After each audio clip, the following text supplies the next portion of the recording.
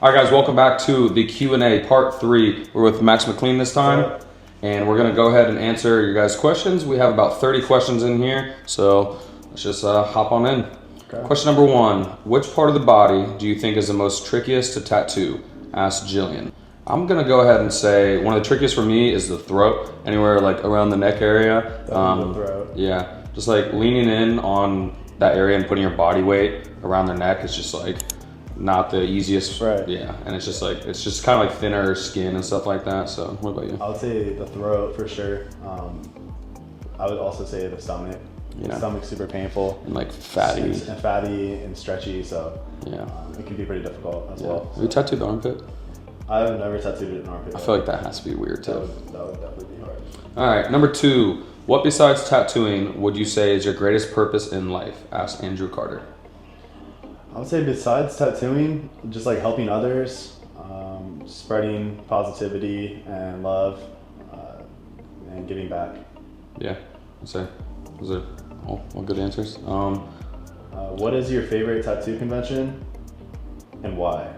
And what is your dream tattoo convention? Casey. For me, I would say my favorite tattoo convention that I've done so far is definitely Hell City, Phoenix. There's a lot of really dope artists that were there, as well as it was in Phoenix, Arizona at like this crazy, a resort called the Biltmore? Yeah, so it was a great time. It was really cool to be out there, so appreciate you, Derek, for inviting us out there. And for Dream Tattoo Convention, we both talked about this before, but Gods of Inks is, pretty sure, it's somewhere in Europe, I believe Germany, I could be wrong, but that's a pretty crazy tattoo convention. Yeah, that would definitely be on the list. What's the one thing a client should never do? Asked Zach Bethel. Definitely like bring your entire family. Yeah, like bring a bunch of people. Bring your entire friend group for a small tattoo. I've dealt with that before, and it's just super distracting and not fun. Yeah, so.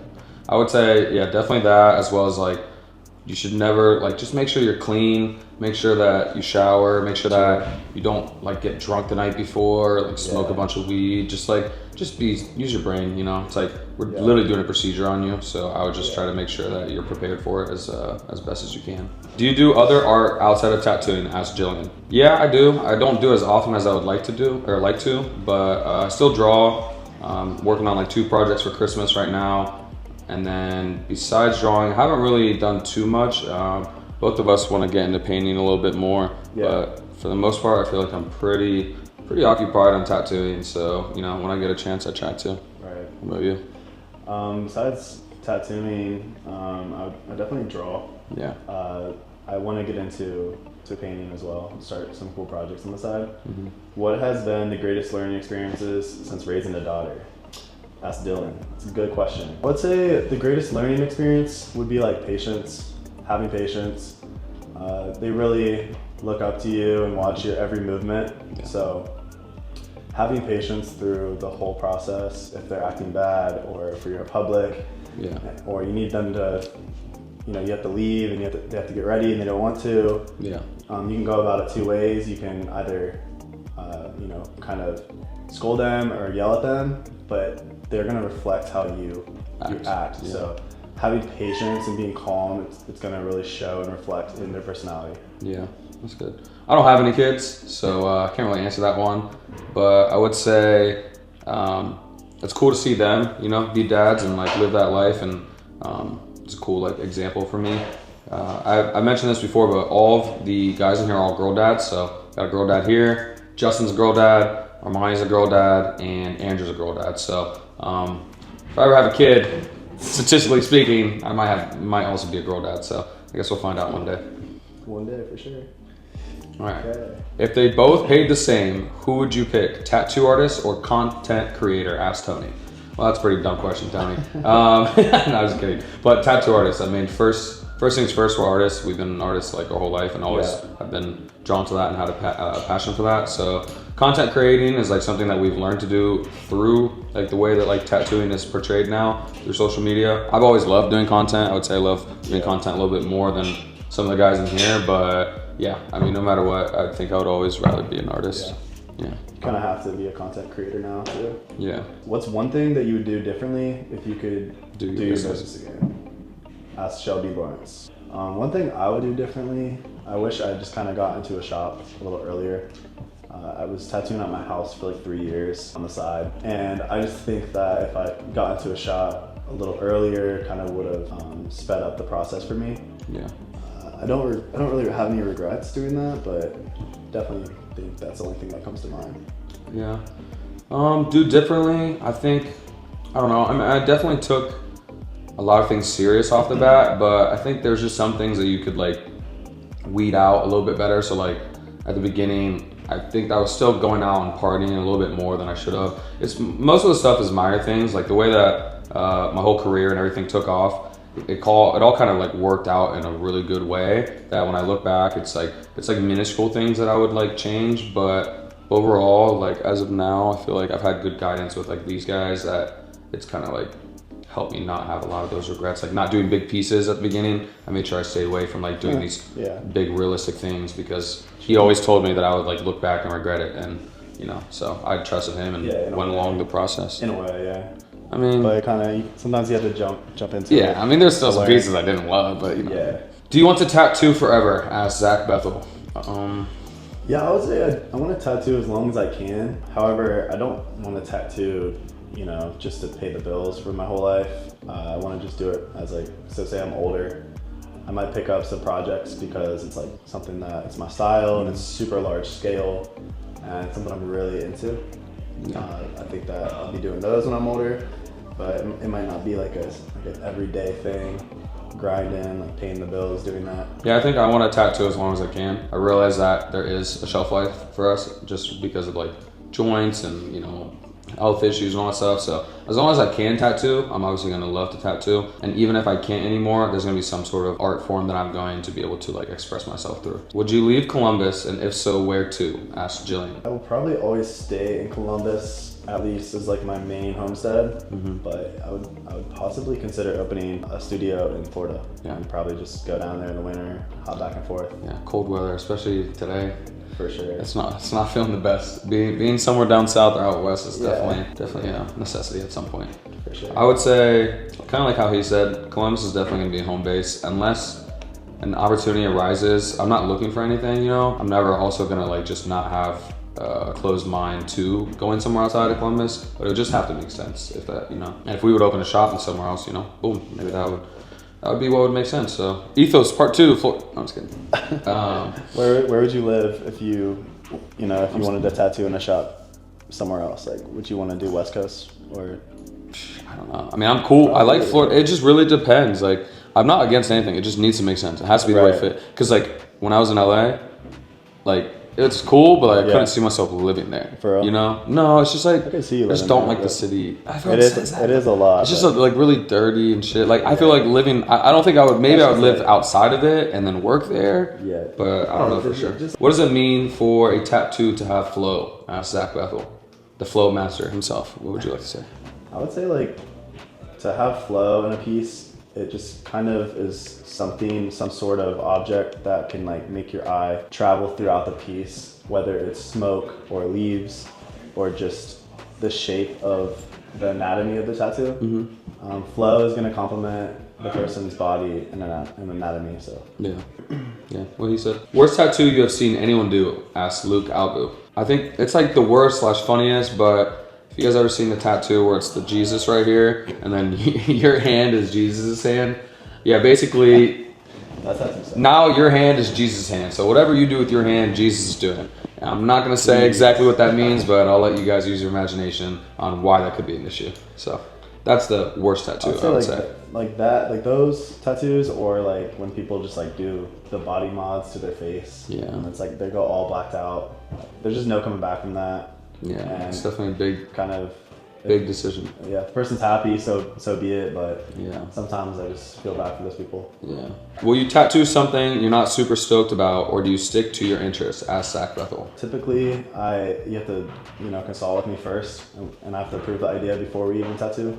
So I would say usually no, but if it's a client and they're really set on the idea and I've worked with the client before, I'll try to guide them in a way. But if they're really stubborn and they kind of want to just stick with that idea, I'll do it. But typically I won't do something I don't really want to do. Yeah, for the most part, just kind of like stick to what I would like to do. Like he said, you have those clients that you've been working with for a while. Like sometimes I'll do like line work pieces or something that isn't large scale realism. And yeah, like you said, it's just, sometimes it's good to have like a break from doing like large scale pieces. So that's cool. But, and then the flip side, yeah, like you said, just like. Yeah. But it wasn't always like that. Yeah. I feel like at first you have to like, tattoo everything. Exactly. But no, you'll you have to establish like yourself after a while. Yeah, exactly. You have to kind of like earn that right to do what you want in a way. All right. Longest session you have ever done? Asked Luke Albu. Well, Luke, funny you asked that because you were the longest session I have done. We did 12 hours back at the Cyan Tattoo Convention or Invitational. And the backstory to that is actually even crazier because I got off a flight that was delayed at 3 a.m., went to sleep, woke up at I think like 6, drove up to Dayton, set everything up around like 8 to 10. Then Luke got there at 10. We tattooed for 12 hours and we took maybe a 30-minute break to eat some tacos. I drank 3 Celsiuses. Don't recommend doing that, but got the job done almost. We got second place, so.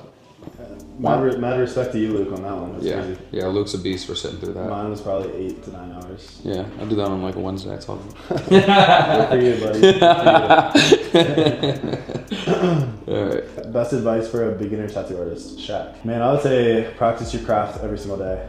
If it's drawing or fake scan or just like watching videos, do that every single day, man. Because you know we've been tattooing every single day for years, and there's still so much to learn. And yeah. If you stop tattooing for a while, you can get like kind of rusty, you know. Yeah. I would say every single day, put in that work. Yeah, I would say the best advice is just understand like what you're signing up for and like how like if you I guess what you put into this career is what you'll get out of it. So if you want a very long successful career, I think you can do that, but you have to understand like what that really takes, and you're gonna have to sacrifice a lot of things when it comes to going out, when it comes to having fun, maybe even, you know, like there's just a bunch. You have to sacrifice and realize that like this is not like this is a very hard craft to learn. And yes, it's probably easier than it ever has just because of the information that's out there. But at the same time, like it might be cool to be a tattoo artist or whatever, like the stigma, but like you can't let that side, that ego, like slip in, because once you let that slip in, you're not gonna progress as much as you could.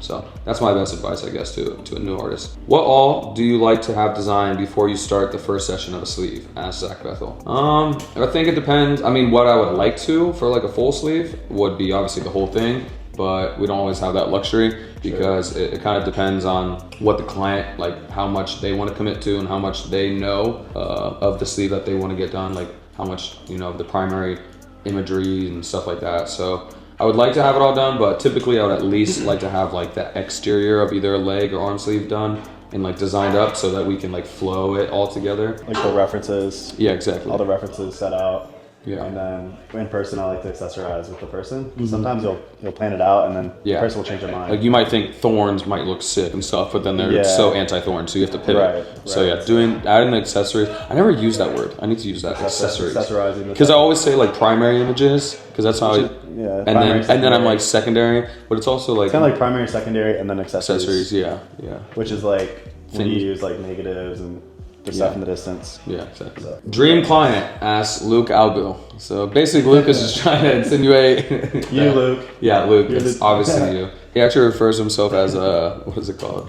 Basically, dream client. I forget what he said when we were in Phoenix. But dream client is just a client that a client that can last 12 hours. That has a samurai tattoo on the extra. Yeah, for sure. No, seriously though, a dream client is just someone that I think that trusts you and gives you like creative freedom, as well as just like is a really they're cool, good vibe, good time to be around. Like you don't want to have a client that's like, I don't know, like you just feel uneasy while tattooing. It's really nice. I'm not saying that you guys have to talk the whole time, but like to have a good connection between you and a client, like it goes such a far way. I feel like. Anything else you'd like to add, Mr. Max? I would say just that, like definitely, like I've had clients bring me lunch, and I think that's really cool. Yeah, and tip if you can. Yeah, stuff like that. It goes a long way. Was there ever a time when mentoring Trevor where you're like, damn, he should quit? On the same hand, was there a time where you're like, damn, he's gonna be a top artist? Ask Jerry. That's a funny question, Jerry. I would say with any like apprentice that you're gonna take on, like you never really know their work ethic or if they're taking it serious. A lot of people just want a tattoo because it's a cool job and they want to, they want that status that, because that comes with it. So yeah, there's a time where I didn't know if he was serious or not. He kind of started like me, where he was, his portfolio was a lot of sketching, like mine. He never really like went to art school or anything. Yeah. But that's kind of how I started. So I saw myself in Trevor, gave him a chance, and yeah, he really put in the work ethic. I was basically obsessed with it, Yeah. So And, I don't know about a top artist. I'm just kidding. You knew that from the jump. Just playing. How have you navigated the challenges of working together as best friends in a tattoo shop, balancing the dynamics of friendship and business, and what have you learned about each other through the struggles and successes of building the shop? Ask Cosmo. The challenges of working together as friends, just like, there's business and there's friendship, and just like putting the two aside, and at the end of the day, like being able to have like a mature conversation. We've learned communication. So there's, from the beginning, it's been Armani, me, and Max. So 3 people with communicating can be difficult at times, because there's a lot of like, oh, I'm gonna talk to this person. But anyway, long story is just like being able to communicate better and trust each other, and know that like our intentions are all like to help each other, not like no one's against each other, So, but that comes, you just build that through times. But I think that those are the only like struggles, and just making sure we're all on the same page with things. Yeah, so. Communication for sure. What's the best place to get your first tattoo? Ask Shaq. I would say it's really up to the client. Yeah. You were talking about this before, and you were saying like probably the thigh, because it's hideable. Yeah. But the biggest thing I've seen people do is they go too small for their first tattoo. Mm-hmm. They'll get a tattoo on their arm, and let's say it's like the outside of the arm, which is like prime real estate if you do have a full sleeve eventually, and they'll do a small tattoo and kind of take that spot up, and then eventually they want to, that was your idea. Eventually they want to do a full sleeve, and it kind of just takes away from what you could have done going big, and making it super big and dope. Yeah, your styles, like, it's so hard because your styles change sometimes. So like, you might even have that conversation with your client where you're like, are you sure you want to do microrealism? Are you sure you want to do placement? And you don't want a full sleeve? And they're like, no, I want this. And like, it could be a lot of different factors. It could be a change in style, it could be money, it could be seriously just not knowing. But at the end of the day, it's like, you got to think long term, and we can do our best that we can to basically help you too. Yeah, and trust the artist. If the artist says bigger might be better, sometimes they know what they're doing. Yeah, and if you don't have the money for it, that's okay. But maybe you should just wait a little bit or hold off on it, which is a hard decision to make. Sometimes size though doesn't really change the price too much if you're going with like a different, I don't know, it just depends. Yeah. Sometimes people do microrealism. It won't change as much as you think. Super detailed. Yeah, super detailed. And we did like a really micro, like St. Michael, where it's like the little like wings and stuff. I feel like those can take just as long as the big one. A bigger one. So, what's more important if you had to choose? Tattoo design or tattoo application? Asked Zach Bethel. Application's huge. Yeah, that's what application will elevate you between like any other artist and being a top artist. But I would say most people that are just, the average day person, they might see a tattoo, and because the design and the concept is cool, they're like, oh, sick. True. Because it's like, it could be like the Joker, Batman, or whatever the case may be. And they're like, oh, that's sick. But they're not even looking at like how smooth the shading is and stuff. Yeah. For us, we see that because obviously we're artists, and a lot of other artists too. But so they're both, but at the end of the day, they both matter, And like, you do want the tattoo to be like readable from a distance. Exactly. So the design's cool, it's gonna look good from a distance. But then application matters. Yeah, you might get up close and it's like, it can scratchy. Be like, and the lines can be a little wobbly, but if it's got good negatives and stuff. Yeah. So they both matter. If you want to have the best tattoo, obviously you want both of them to be elevated as well.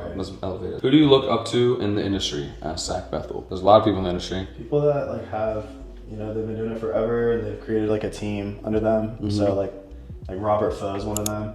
Mm-hmm. He has shops. He has shops in Europe too, right? He has a bunch of shops. Yeah, Hawaii. Skin design, tattoo. Yeah, Hawaii. Yeah. Like a penthouse in Hawaii. Yeah. It's sick. Robert Foe, anyone that's like a pioneer in the tattoo industry, obviously we're gonna look at that and not only appreciate it, but it's gonna motivate us to do, similar things. Shine, he puts so much information out there on Instagram, and he just runs his page like really effectively and efficiently. So he's another one that I think that both Max and I both look up to. There's a bunch of honestly great people in the industry that are good, like mentors or. Yeah, like Shine was the first one to be making like YouTube videos. So when I was learning at my house, I was watching his videos. Yeah.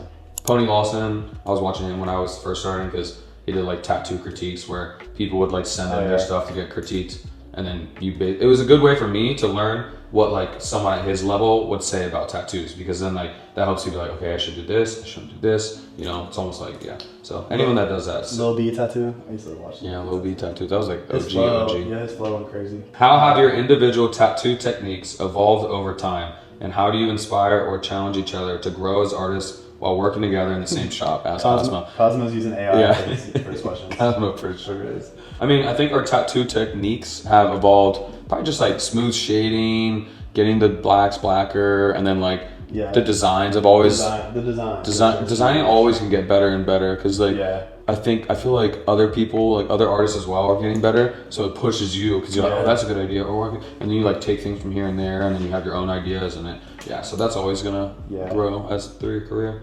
And then how do we inspire each other? I think just from working hard, like you know, seeing someone work hard around you, it's gonna motivate you to work harder. And being around a bunch of cool different projects is great. Yeah, we always like walk around and kind of ask each other for like advice on, you know, our piece, our design, or placement. So I think that's really cool to like, we all trust one each other's judgment. So yeah, that helps us all grow as well, because we get an insight on like what everyone else is thinking in the shop. Yeah. Why is Max the chillest in the shop? Justin. He's just a chill guy, you know? Kind of chill. No, Max is definitely the chill guy. He comes out of his shell sometimes, but for the most part, he likes to just kind of like. I take out all my anger in the gym. Who hurt you? Where do you see yourself in 5 to 7 years, and what other goals do you have outside of tattooing? Ask Patrick. 5 to 7 years, hopefully, you know, a couple more shops open. Yeah. Establish a good name for myself in the industry. Hitting a bunch of conventions still. Yeah. And this is outside of tattooing, so definitely traveling a bunch. You know, just being stable with my investments and all that, so you know, I can take care of my family and enjoy the free time to travel and just spend time with them. I would say 5 to 7 years, like you said, like growing ethos even bigger, and then outside of it would just be to have like investment properties and kind of just dive deep into finding ways that I can make money outside of tattooing, especially with these guys. You know, we're all doing the same thing. We all have like the same like mindset on life, and I think that we'll have a lot of opportunity to kind of build our lives together and just like build outside of tattooing. Thoughts on artists using AI? Asked Zach Bethel. I use AI. I think that the industry's changing, and you know, there's always so many references out there if you're not taking your own or hand drawing your own references. I think that it's kind of necessary to kind of incorporate it in a way.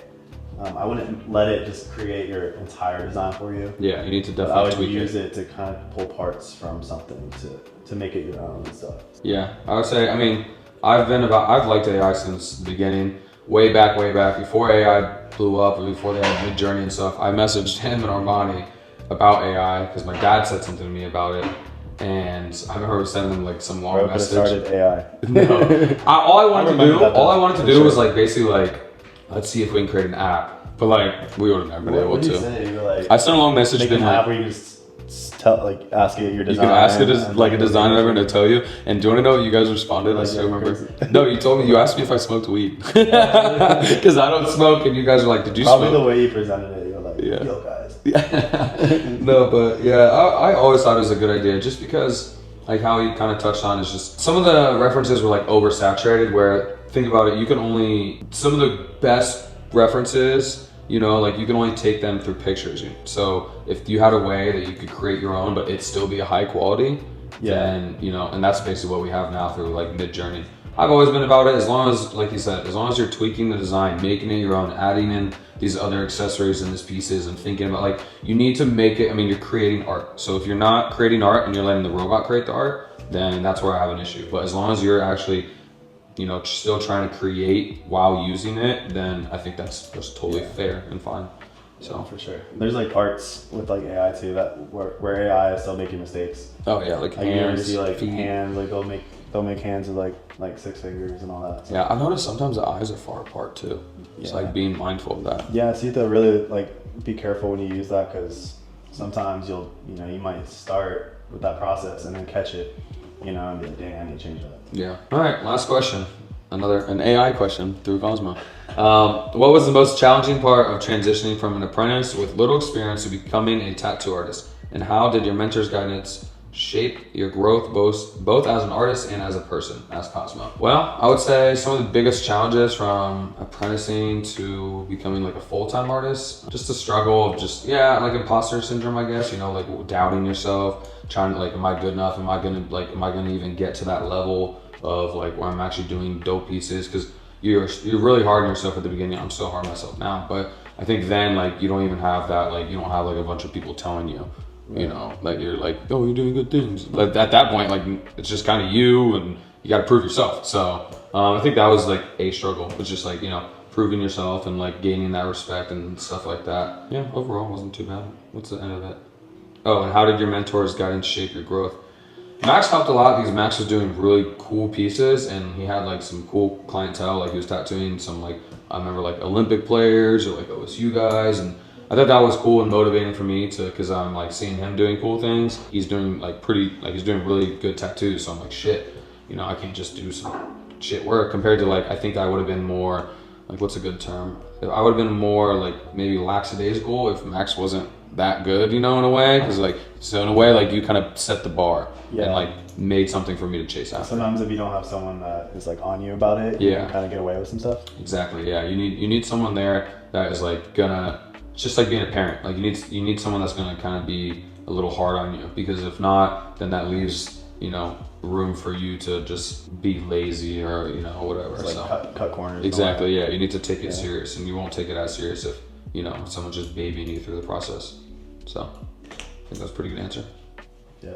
Is that everything? Did we miss anything? I think that is. All right. Well, if that's everything, then appreciate you guys for tuning in. As always, like, comment, subscribe, and we'll be doing a Q&A part 4 with, I believe Armani would be the next guest. So appreciate you guys tuning in, and we'll see you next time. Peace.